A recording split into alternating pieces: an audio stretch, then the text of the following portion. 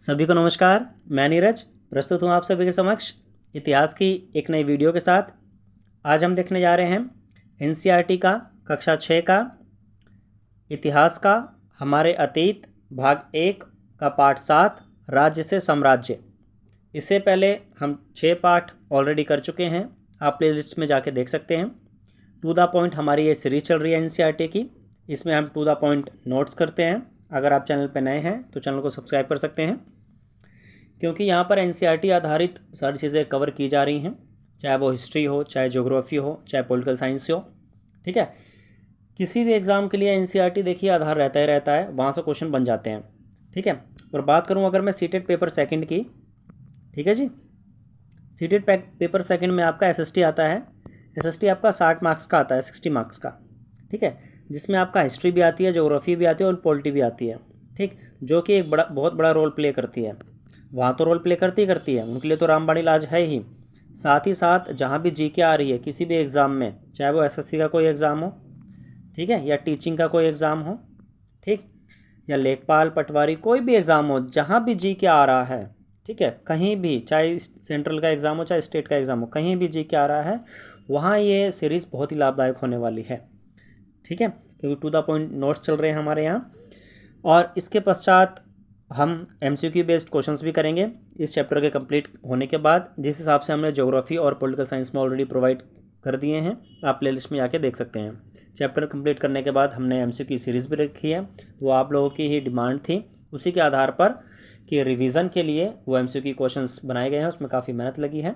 ठीक है, तो आपका सहयोग अपेक्षित है। चलिए, तो समय को नष्ट ना करते हुए सीधा टू द पॉइंट अपनी सीरीज़ को प्रारंभ करेंगे हम। ठीक है जी,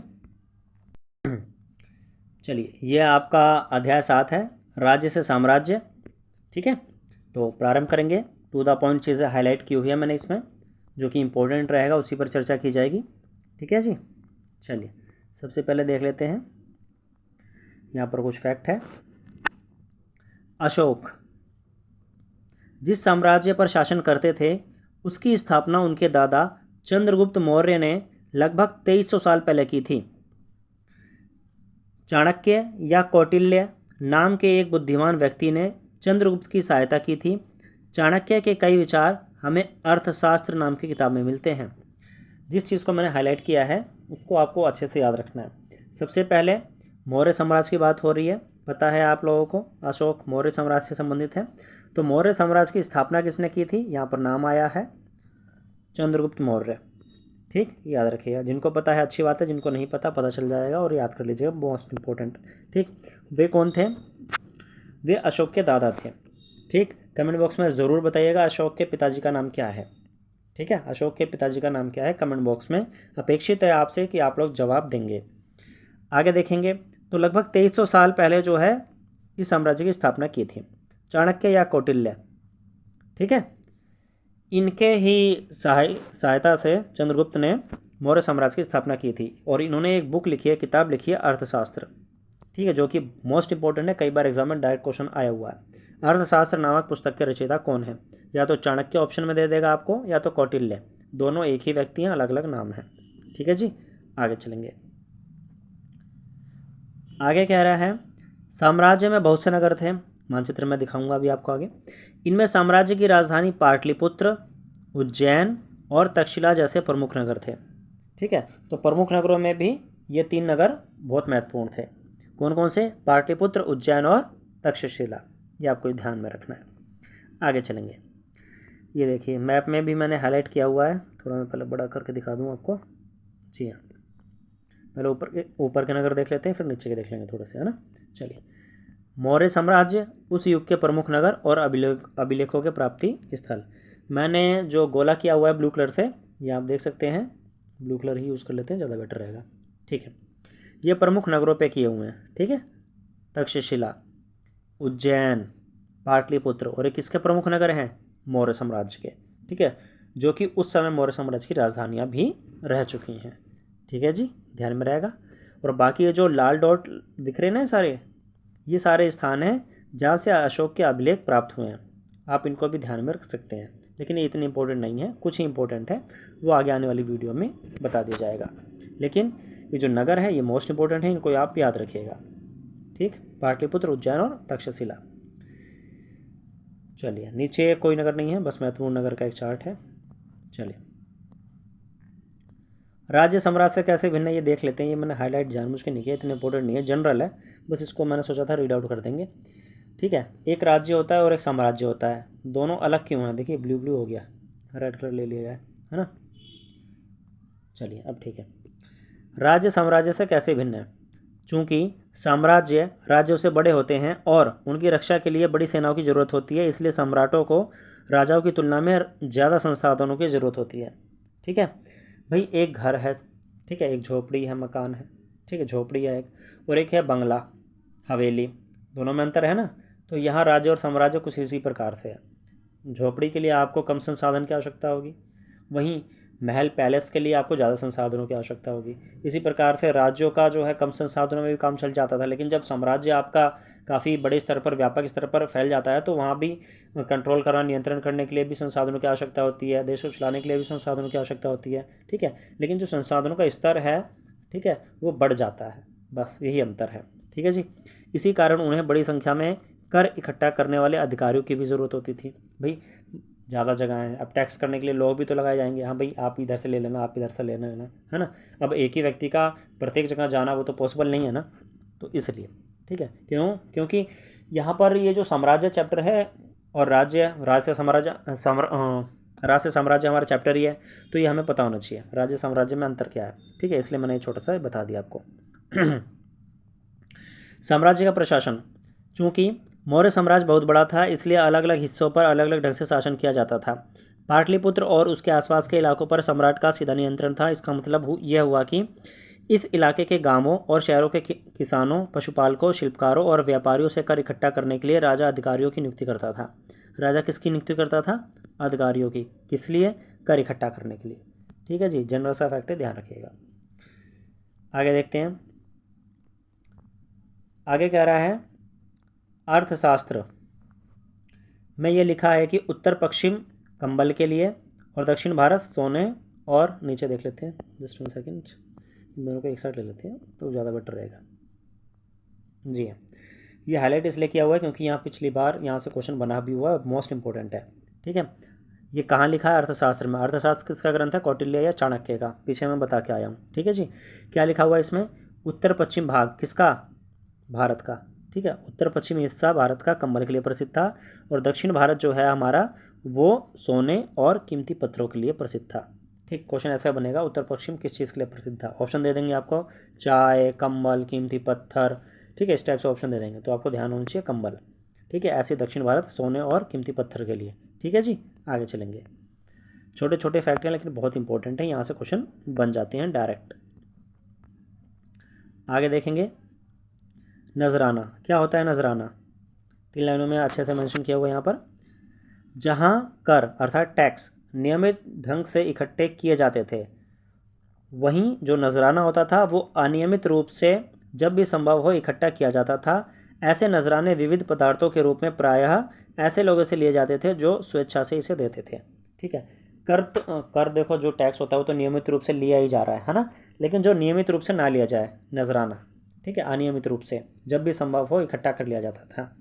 ठीक है, वो विविध पदार्थों के रूप में लोग देते थे, और वो अपनी इच्छा से देते थे। मेन बात ये है, जो स्वेच्छा से देते थे। ठीक है, ज़बरदस्ती नहीं लिया जाता था उनसे, भाई कर आपको देना ही देना है, इस टाइप से नहीं था। ठीक है, लोग अपनी स्वेच्छा से देते थे। ठीक है, आगे देख लेते हैं, जस्ट 1 सेकेंड। ओके, चलिए यहाँ पर थोड़ा सा ऊपर कर लिया जाए तो ज़्यादा बेटर रहेगा। ओके,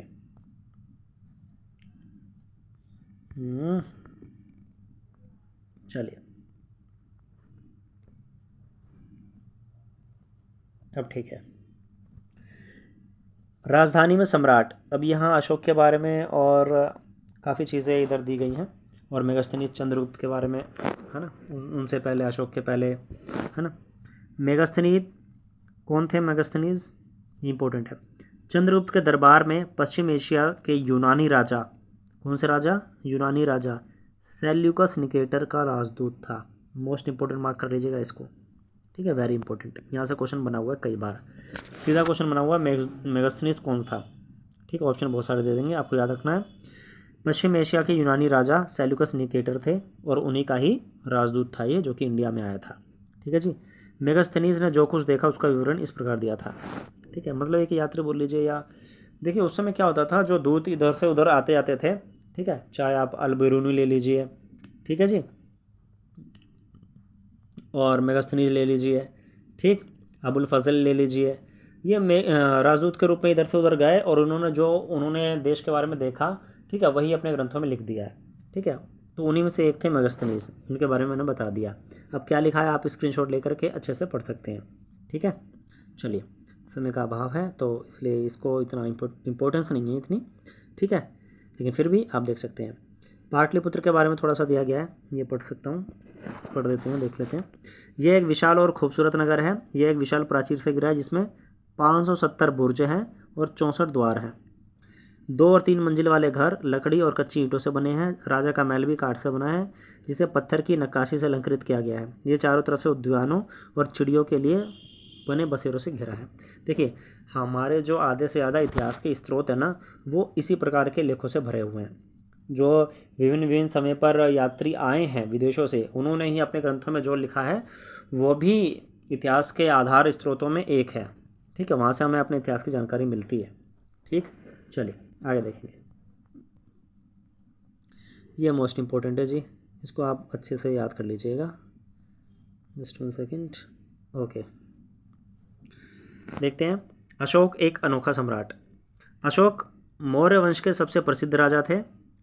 वह ऐसे पहले शासक थे जिन्होंने अभिलेखों द्वारा जनता तक संदेश पहुंचाने की कोशिश की। अशोक के ज़्यादातर अभिलेख प्राकृत भाषा और ब्राह्मी लिपि में है। ठीक है जी, अशोक के ज़्यादातर अभिलेख प्राकृत भाषा और ब्राह्मी लिपि में है, याद रहेगा। और ये पहले शासक थे मौर्य वंश के जिन्होंने अभिलेखों द्वारा जनता तक अपने संदेश पहुंचाने की कोशिश की। ठीक, क्वेश्चन बनेगा।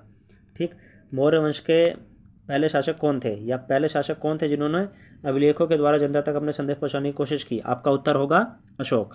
ठीक है, इन्होंने अपने ज़्यादातर अभिलेख कौन सी भाषा में जो है प्रकाशित कराया या लिखवाए? तो उत्तर होगा आपका प्राकृत भाषा, और लिपि कौन सी? ब्राह्मी लिपि। ठीक है जी, ध्यान रहेगा। चलिए आगे देखिए। अशोक का कलिंग युद्ध। कलिंग तटवर्ती उड़ीसा का प्राचीन नाम है। अशोक ने कलिंग को जीतने के लिए एक युद्ध लड़ा, लेकिन युद्ध जनित हिंसा और खून खराबा देखकर उन्हें युद्ध से वितृष्णा हो गई। उन्होंने निर्णय लिया कि वे भविष्य में कभी युद्ध नहीं करेंगे।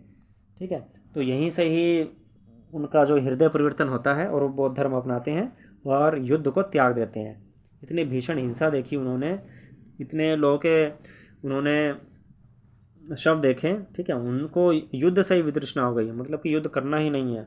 एकदम कहते नहीं, एकदम घोर वो हो जाना, मोह भंग हो जाना, है ना, उस टाइप से।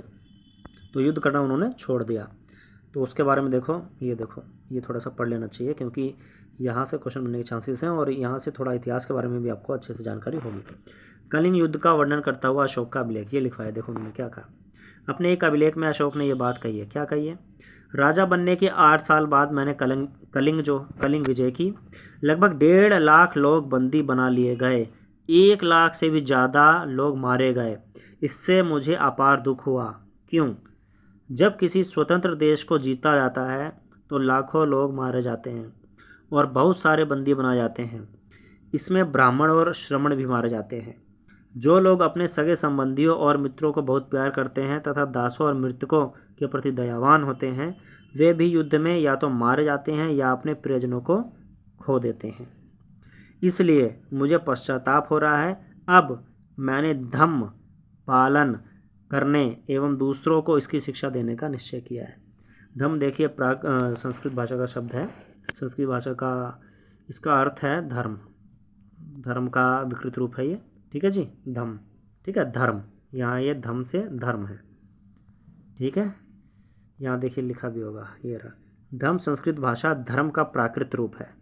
प्राकृत में बोलते हैं धम्म और संस्कृत में धर्म। ठीक है, ये ध्यान रहेगा। चलिए आगे देखिए और लिखा है, क्या कहते हैं? मैं मानता हूँ कि धम्म के माध्यम से लोगों का दिल जीतना बलपूर्वक विजय पाने से ज़्यादा अच्छा है। मैं यह अभिलेख भविष्य के लिए एक संदेश के रूप में इसलिए उत्कीर्ण कर रहा हूँ कि मेरे बाद मेरे बेटे और पोते भी युद्ध ना करें। ठीक है, इसके बदले उन्हें ये सोचना चाहिए कि धम्म को कैसे बढ़ाया जाए, अर्थात धर्म को कैसे आगे बढ़ाया जाए। ठीक है, आज क्या हो रहा है, रशिया और यूक्रेन देख सकते हैं आप, बहुत बेहतरीन उदाहरण है युद्ध के। ठीक है जी, क्या होगा भविष्य में कुछ नहीं कहा जा सकता, है ना। और परमाणु युग ने तो एक नई दिशा दे दी है सभी देशों को, है ना। परमाणु का डरा देना, दिला देना भाई परमाणु बम छोड़ देंगे तुम्हारे देश पे, है ना। सारे देश जो है परमाणु संपन्न हो रहे हैं धीरे धीरे। आने वाले समय में चौथा विश्व युद्ध, तीसरा विश्व युद्ध, चौथा, पांचवा, सब देखने को मिलेगा और ये निश्चय ही होगा। ठीक है, चलिए फिलहाल आगे बढ़ेंगे हम। अशोक का धम्म क्या था? अशोक के धम्म में किसी देवता की पूजा अथवा किसी कर्मकांड की आवश्यकता नहीं थी। मोस्ट इंपॉर्टेंट, ध्यान रखिए, है ना। कभी कभार हम धर्म से लगा देते हैं, भाई किसी देवता की पूजा कर रहे हैं, है ना, धर्म हो गया। ठीक है, उस टाइप से नहीं था इनका धर्म।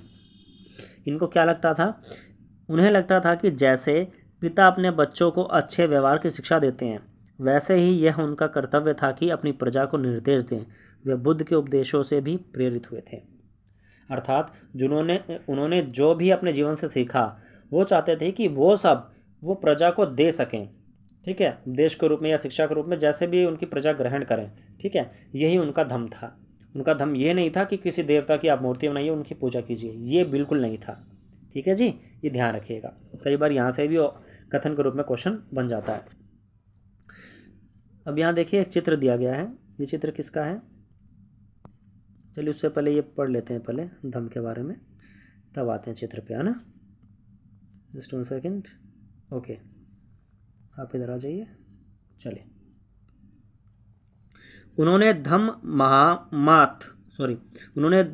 महामात नाम के अधिकारियों की नियुक्ति की जो जगह जगह जाकर धम्म की शिक्षा देते थे। ठीक है, तो उन्होंने धम्म महामात, ठीक है, नाम के अधिकारियों की नियुक्ति की जो क्या करते थे, जगह जगह जाकर धम्म की शिक्षा देते थे। कौन सा धम्म की? अशोक के धम्म की। अशोक का धम्म क्या है मैं बता चुका हूँ। इसके अतिरिक्त अशोक ने अपने संदेश कई स्थानों पर शिलाओं और स्तंभों पर खुदवा दिए। अधिकारियों को यह निर्देश दिया गया कि वे राजा के संदेश को उन लोगों को पढ़कर सुनाए जो खुद पढ़ नहीं सकते थे। अशोक ने धम्म के विचारों को प्रसारित करने के लिए सीरिया, मिस्र, ग्रीस में दूत भेजे। अपने पुत्र महेंद्र, भाई बाहुबली नहीं है आधे लोग कह रहे हैं महेंद्र बाहुबली नहीं है। इनके पुत्र हैं अशोक के महेंद्र और पुत्री है संघमित्रा को इसी कार्य हेतु उसने श्रीलंका भेजा। किसने? अशोक ने, ये ध्यान रखना। तो यहाँ से क्वेश्चन बनेगा, अशोक के पुत्र का क्या नाम है? महेंद्र, पुत्री का संघमित्रा, दोनों को किस देश भेजा था? श्रीलंका। किसके लिए भेजा था? धम्म के प्रचार के लिए। ठीक, जिस हिसाब से क्वेश्चन बन सकते हैं सभी मैंने बता दिए हैं। ठीक है, मोस्ट इंपॉर्टेंट है, ध्यान रखिएगा। अब आ जाते हैं जरा चित्र पर, ये चित्र देख लीजिए। ठीक है, अब इस चित्र के बारे में यहाँ लिखा गया है, इंपॉर्टेंट है इसलिए चर्चा की जा रही है।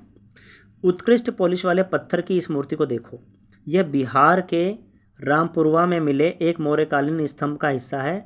अभी इसे राष्ट्रपति भवन में रखा गया है। यह उस समय की मूर्ति कला का एक नमूना है।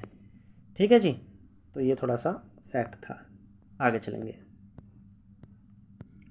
अपनी प्रजा के लिए अशोक का संदेश देख लेते हैं।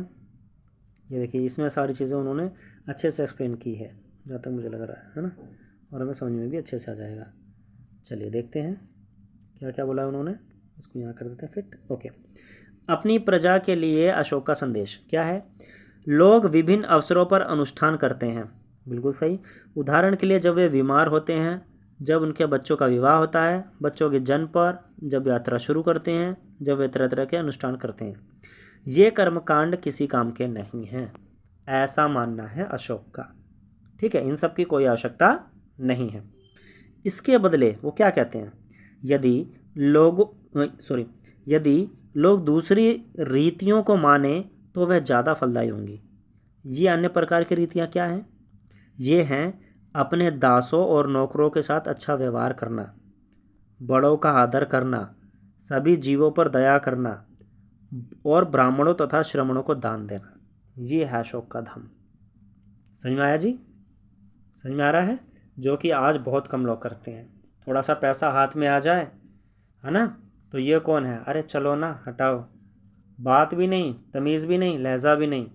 ठीक है, तो भाई अपने इतिहास से तो कुछ सीखो आप लोग, हम लोग, सभी लोग। ठीक है, जो भाई करते हैं दूसरों का, बड़ों का, छोटों का आदर, उनसे मेरी कोई शिकायत नहीं है, लेकिन जो लोग नहीं करते हैं, मेरी शिकायत उन लोगों से है। ठीक है, आपको आदर करना चाहिए, चाहे वो आपके छोटे हों, चाहे आपके बड़े हों, चाहे कोई व्यक्ति हो, चाहे छोटा काम करता हो, चाहे बड़ा काम करता हो। ठीक है, मनुष्यता इसी में ही है। जब बड़े बड़े इतने बड़े बड़े योद्धा ये कह गए हैं, ठीक है, शासक कह गए हैं, तो उन चीज़ों को हमें थोड़ा परखने की, दोबारा से इतिहास को परखने की ज़रूरत है हमें। ठीक है, जो चीज़ें घूम फिर कर वापस हमारे पास ही आनी हैं। चलिए फ़िलहाल आगे चलेंगे। Just 1 second. ओके, आगे। अपने धर्म की प्रशंसा या दूसरे धर्म की निंदा करना, दोनों ही बातें गलत है। ठीक है, अगर आप अपने धर्म की प्रशंसा कर रहे हैं और दूसरे धर्म को बोल रहे हैं भाई ये सब बेकार है, बकवास है, ठीक है, हमारा धर्म सबसे ऊंचा है, तो अशोक ने इसे भी गलत बोला है। भाई सबके धर्म बराबर हैं, ठीक है, कोई ऊंचा नीचा नहीं है। कह रहे हैं हर किसी को दूसरे धर्म का आदर करना चाहिए। यदि कोई अपने धर्म की बड़ाई और दूसरों की धर्म की बुराई करता है तो वह वास्तव में अपने धर्म को ज़्यादा नुकसान पहुंचा रहा है। समझ रहे हैं, अगर आप अपने धर्म की बड़ाई कर रहे हैं, दूसरे धर्म को आप नीचा दिखा रहे हैं, तो आप अपने ही इनडायरेक्टली वास्तव में अपने धर्म को ज़्यादा नुकसान पहुंचा रहे हैं आप। ठीक है, आपकी कट्टर सोच बन रही है जो कि नहीं बननी चाहिए। ठीक है, चलिए, इसलिए हर किसी को दूसरे के धर्म के प्रमुख विश्वासों को समझने की कोशिश करते हुए उसका आदर करना चाहिए। ठीक है जी, तो आशा है अशोक का जो धम्म है वो आपको अच्छे से समझ में आ गया होगा। ठीक, ये अशोक का धम्म था, अशोक का संदेश। आगे देख लेते हैं, ब्राह्मी लिपि का थोड़ा सा दिया हुआ है फैक्ट, ये देख लेते हैं। ब्राह्मी लिपि, आधुनिक भारत की ज़्यादातर लिपियाँ पिछले सैकड़ों वर्षों में ब्राह्मी लिपि से उत्पन्न हुई हैं। यहाँ आप आ अक्षर को अलग अलग भाषाओं की लिपियों में देख सकते हैं। देखते हैं अभी, ये देखिए, देख रहे हैं, ये देखिए देवनागरी में, देखिए ये लिखा है हमारा हिंदी में। ठीक, आरंभ शुरुआत में ऐसे लिखते थे, ये आ लिखा हुआ है हर लिपि में। ठीक है, बांग्ला में देखिए ये रहा आ, मलयालम में ये रहा और तमिल में ये रहा। ठीक है जी, तो आशा है चीज़ समझ में आ रही होंगी कि कैसे कैसे भाषा जो है वो विकसित हुई है। ठीक है, चलिए हमारा यहाँ पर जो चैप्टर है वो ख़त्म होता है। ठीक है, अब यहाँ पे कुछ क्वेश्चंस हैं, क्वेश्चंस देख लेते हैं, रिक्त स्थान भरो। ठीक है, जैसे कि हमने पिछले चैप्टर में भी क्वेश्चंस करे थे, हो सकता है कि यहाँ से भी डायरेक्ट आपके एग्ज़ाम में क्वेश्चन बन जाए। ठीक है, तो क्वेश्चन से देख लेते हैं। जहाँ पर सम्राटों का सीधा शासन था वहाँ अधिकारी डैश वसूलते थे। अभी हम पीछे कर के आए हैं, है ना, कर वसूलते थे अर्थात टैक्स वसूलते थे। यहाँ पर क्या आएगा, कर अर्थात टैक्स। अगला, राजकुमारों को अक्सर प्रांतों में डैश के रूप में भेजा जाता था। किसके रूप में, गवर्नर के रूप में। किसके रूप में, गवर्नर के रूप में भेजा जाता था। ठीक है जी, अगला क्वेश्चन, मौर्य शासक आवागमन के लिए महत्वपूर्ण डैश और डैश पर नियंत्रण रखने का प्रयास करते थे। जी हाँ, मार्गों और नदियों पर, मार्गों और नदियों पर नियंत्रण रखने का प्रयास करते थे। ठीक है जी, ध्यान रखिएगा। एक रह गया, एक और बता देते हैं। प्रदेशों में रहने वाले लोग मौर्य अधिकारियों को डैश दिया करते थे। मैंने भी अच्छे से बताया इसको, है ना, नजराना दिया करते थे, जो कि नियमित नहीं होता था और अपनी स्वेच्छा से देते थे वो लोग। क्या ले देते थे, नजराना। ठीक है, जा है ये। ठीक है जी, आशा है सारी चीज़ें ये समझ में आ गई होंगी आपके। चलिए, इसी के साथ कुछ सही गलत दिए गए हैं यहाँ पर, जैसे कि पिछले चैप्टर में भी थे, उन्हें भी देख लिया जाए। उज्जैन उत्तर पश्चिम की तरफ आवागमन के मार्ग पे था। हम मैप में देख के आए हैं, क्या उत्तर पश्चिम की तरफ आवागमन के मार्ग पर था? एक बार देखें मैप में, चलिए देख के आते हैं एक बार, जस्ट 1 सेकेंड। उत्तर पश्चिम की तरफ उज्जैन, उज्जैन कहाँ है, देखिए उज्जैन ये रहा। इन्होंने बोला उत्तर पश्चिम, बिल्कुल गलत। उत्तर और पश्चिम की तरफ तो तक्षशिला है, ये उत्तर है, ये पश्चिम है ना, उत्तर पश्चिम यहाँ होना चाहिए ना, जबकि उज्जैन यहाँ है। ठीक है, लगभग मध्य भारत में है, तो ये तो पहला गलत हो जाएगा। ठीक है, सीधा देखिए, ठीक है, प्रैक्टिकली करके भी दिखा दिया मैंने आपको। ठीक है, तो ये क्वेश्चन है ये गलत हो जाएगा इसका उत्तर। ठीक है जी, जस्ट 1 सेकेंड। ओके, ये जो पहला है ये गलत हो जाएगा, उत्तर पश्चिम में नहीं था भाई ये। ठीक, दूसरा देखते हैं। आधुनिक पाकिस्तान और अफगानिस्तान के इलाके मौर्य साम्राज्य के अंदर थे। बिल्कुल सही है, कुछ इलाके थे। ठीक है, तो ये बिल्कुल सही है। चंद्रगुप्त के विचार अर्थशास्त्र में लिखे थे। किसके विचार लिखे थे अर्थशास्त्र में? जी हाँ, कौटिल्य के, चाणक्य के, चंद्रगुप्त के नहीं, तो ये भी गलत हो जाएगा। कलिंग बंगाल का प्राचीन नाम था। किसका नाम था कलिंग? प्राचीन नाम, बिल्कुल सही, उड़ीसा का था, तो ये भी गलत हो जाएगा, बंगाल का नहीं था। ठीक है, आखिरी देखते हैं। अशोक के ज़्यादातर अभिलेख ब्राह्मी लिपि में हैं। सही या गलत? बिल्कुल सही। ठीक है जी, तो यहाँ पे मैंने क्वेश्चन भी इसको करा दिए। तो क्या पता, हो सकता है कि यहाँ पे डायरेक्ट कभी कभार हो सकता है कि एग्जामिनर यहाँ से भी क्वेश्चन बना देता है। तो जो भी चैप्टर्स रहेंगे उसके खाली स्थान और सही गलत भी अगर उसमें दिए गए हैं चैप्टर्स में, तो उसको भी हम कवर करने का प्रयास करेंगे। ठीक है जी, तो ये था हमारा चैप्टर अध्याय 7, राज्य से साम्राज्य। आशा है आपको जानकारी पसंद आई होगी। अगर आप चैनल पर नए हैं तो चैनल को सब्सक्राइब कर सकते हैं। जानकारी अच्छी लगी हो, वीडियो पसंद आई हो तो साथियों के साथ शेयर और लाइक करना बिल्कुल ना भूलें। धन्यवाद।